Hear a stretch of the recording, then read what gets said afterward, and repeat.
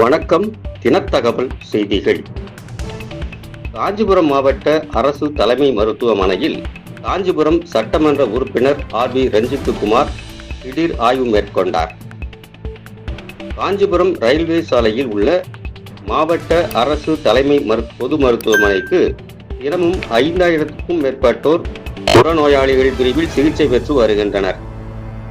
மேலும் இந்த பகுதியில் ஏற்படும் சாலை விபத்துகளில் காயமடைந்தவர்கள் முதல் கட்ட சிகிச்சைக்காக இங்கு கொண்டு வரப்பட்டு பின்னர் மேல் சிகிச்சைக்காக செங்கல்பட்டு அல்லது சென்னை மருத்துவமனைகளுக்கு அனுப்பி வைக்கப்படுகின்றனர்.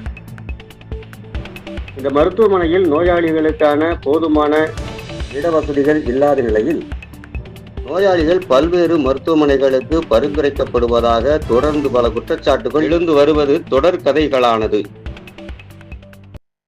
இந்த நிலையில் மருத்துவமனையில் உயர் அதிகாரிகளுடன் ஆய்வு மேற்கொண்ட சட்டமன்ற உறுப்பினர் RV ரஞ்சித்குமார் புறநோயாளிகளுக்கான மருந்து வழங்கும் மையம், ECG பிரிவு, அவசர சிகிச்சை பிரிவு உள்ளிட்ட பல்வேறு பிரிவுகளை பார்வையிட்டார். மேலும் நோயாளிகள் மற்றும் அவர்களது உறவினர்களிடம் குறைகளை கேட்டறிந்தார். அப்போது மருத்துவமனையின் கழிப்பறைகள் சுத்தமாக பராமரிக்கப்படவில்லை என பொதுமக்கள் புகார் தெரிவித்துள்ளனர். இதனை அடுத்து கழிப்பறைகளை தினமும் 2 முறை சுத்தம் செய்து தூய்மையாக வைத்திருக்க வேண்டும் என அவர் உத்தரவிட்டார். அவசரகால சிகிச்சை பிரிவில் குளிர்சாதன வசதி இல்லாததை கண்ட அவர் உடனடியாக முழுமையான குளிர்சாதன வசதி ஏற்படுத்தி தருவதாகவும் உறுதியளித்தார். மேலும் மருத்துவமனையில் இடப்பற்றாக்குறை நிலவுவதால் 200 படுக்கைகள் கொண்ட புதிய மருத்துவ கட்டிடங்கள் அமைப்பதற்கான நடவடிக்கையை சுகாதாரத்துறை செயலாளரின் கவனத்துக்கு கொண்டு வந்து செல்வதாக தெரிவித்தார்.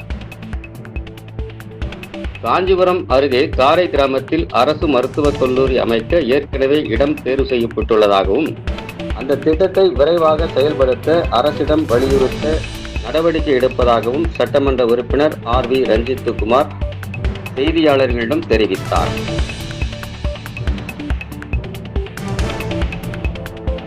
அனைவருக்கும் வணக்கம் தெரிவிச்சுக்கிறேன். நம்மளுடைய புரட்சி தளபதி அண்ணன் விஜய் அவர்களோட முதல்வர் ஆட்சியில் நம்மளுடைய மக்கள் பணி சிறப்பாக போயிட்டுருக்கு. இப்போ நான் எம்எல்ஏன்ற முறையில் நம்ம ஹாஸ்பிட்டலில் இன்றைக்கி விசிட் பண்ணோம். ஒரே ஒரு குறை மட்டும் தான் சொல்லியிருக்காங்க, கழிப்பறையை கொஞ்சம் சுத்தமாக வைக்கணும்னு சொல்லிட்டு அதையும் நாங்கள் சம்மந்தப்பட்ட அந்த நிர்வாகத்திட்ட சொல்லி தினம் 2 முறை காலையில் மாலையில் 2 முறை அதை வாஷ் பண்ணி அந்த பெனாயெல்லாம் போட சொல்லி உத்தரவு கொடுத்துருக்கோங்க, பண்ணுறேன்னு சொல்லிட்டாங்க. அது கேஷுவாலிட்டி இருக்குது பார்த்தீங்கன்னா, எமர்ஜென்சி, அது சென்ட்ரலைஸ் ஏசி கேட்குறாங்க. ஸோ அதுக்கு உண்டான முயற்சியை நான் உடனடியாக பண்ணுறேன்னு சொல்லி வாக்குறுதி கொடுத்துருக்கேன் டாக்டர்கிட்ட. அது உடனடியாக நான் 1 மாதத்துக்குள்ளே அந்த சென்ட்ரலைஸ் ஏசி போட்டு கொடுத்துருவேன். நான் 200 படுக்கை அறை கொண்ட ஒரு பில்டிங் கேட்டிருக்காங்க. அதுவும் நான் ப்ரப்போசல்லாம் நம்ம மருத்துவ செக்ரட்டரிக்கிட்ட நம்ம பேசி நம்ம ஏற்பாடு பண்ணுறதுக்கு சொல்லியிருக்கேன், வாக்குறுதி கொடுத்துருக்கேன். அவங்க சில ஃபெசாலிட்டிலாம் கேட்டிருக்காங்க. அதாவது மருத்துவக் கல்லூரி இருக்கிற இடத்துக்கு மட்டும்தான் அந்த ஃபெசாலிட்டிலாம் இருக்கும். ஏன்னா அந்த ஹெட்டு இன்ஜுரிலாம் அந்த மாதிரியான மருத்துவக் கல்லூரி இருக்கிற இடத்துல மட்டும்தான் அது இருக்கும்னு சொல்லியிருக்காங்க. நம்ம ஆல்ரெடி ஒரு 7 வருஷத்துக்கு முன்னாடியே காரையில் நம்ம மெடிக்கல் காலேஜ் காஞ்சிபுரத்துக்கு வரணும்னு சொல்லிட்டு ஒரு கோரிக்கை இருக்குது. இடமும் பார்த்து வச்சு பெண்டிங்கில் இருக்குது. நம்ம அதை முயற்சி பண்ணி நம்ம காஞ்சிபுரத்துக்கு மெடிக்கல் காலேஜ் வசதியை கொண்டு வந்துட்டோமா அந்த பிரச்சனையும் நிவர்த்தி ஆகிடும்ன்றதை இந்த நேரத்தில் தெரிவிக்கிறேன்.